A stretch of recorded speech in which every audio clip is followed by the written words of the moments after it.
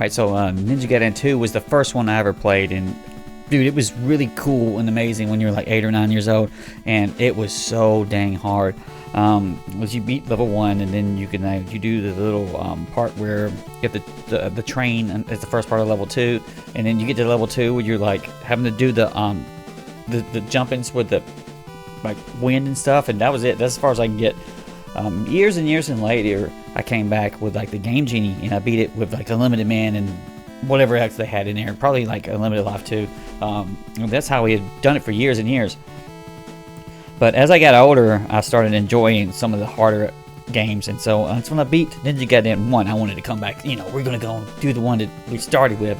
And dude, this is a great game. I like Ninja Gaiden 1 the most, but this one's definitely number 2. I think from a graphics and like from like a sound, like the music, this is the best one. The story's also the best here too, and it's pretty good in the gameplay start because it's comparatively easier. It's still a hard little bastard, but it's the easiest of the 3 NES ones by a good bit. It doesn't.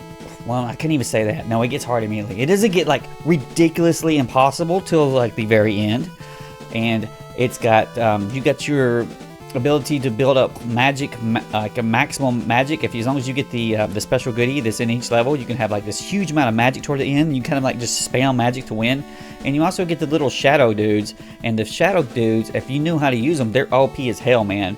And so you'll have all this junk going on the screen. Somehow the game doesn't blow up, like a lot of flickering. But it's just you get these little shadow guys, and you'll like usually position them against the bosses, and you just kind of like spam and like kill your way through. And strategy is more about making sure you get the power ups and making sure you're positioning correctly, as opposed to actually being really good or learning the boss pattern.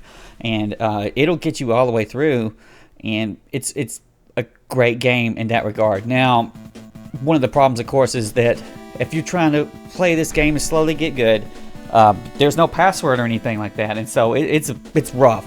And it becomes one of those things like what I recommend is, like, if you want to get far on this game, what you do is just kind of play it 20 minutes a day, and then don't grind your face against the wall, and then you'll get much better at the earlier levels, and you'll start figuring out the little quirkiness, because the hit detection is kind of weird on your sword and stuff like that.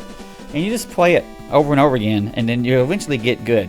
And then once you're good at one of them, you'll be good at the other ones as well. Ninja Gaiden 3 is a real rough bastard, but 2 is the easiest one, and maybe the one to start with, honestly. And so it feels so good when you do everything correct. When you play like ass, you feel terrible when the eagles knock you in the bottomless pit for the 50th time. And when you're on the snow or whatever, and you have to fight the little mini bosses, and you don't have your special power-ups, and it's like, good God, it's like, really? This is ridiculous. But because there's stuff all over the screen. But once you play enough and just really tone it in, it's a great game, and it feels really good to play. It's very smooth. You got all of the quirkiness where you climbing walls and stuff and jumping back and forth, the weird sword stuff. But if you spend your time with it, you'll learn to love this game, and it's an easy recommend. I don't know what they damn cost to buy it these days, or what collection it is on like NES collections or anything like that. I don't even know if it's on Switch, but we played the heck of this back in the day, and I loved it. And Brian's giving the paw way up. You really feel like a ninja when you play this game. And Kitty is killing the paw up too, because it's got a great sound, a great story. You feel like an idiot when you fall in the pit like that, but it's a very great and amazing game. Very good, very great.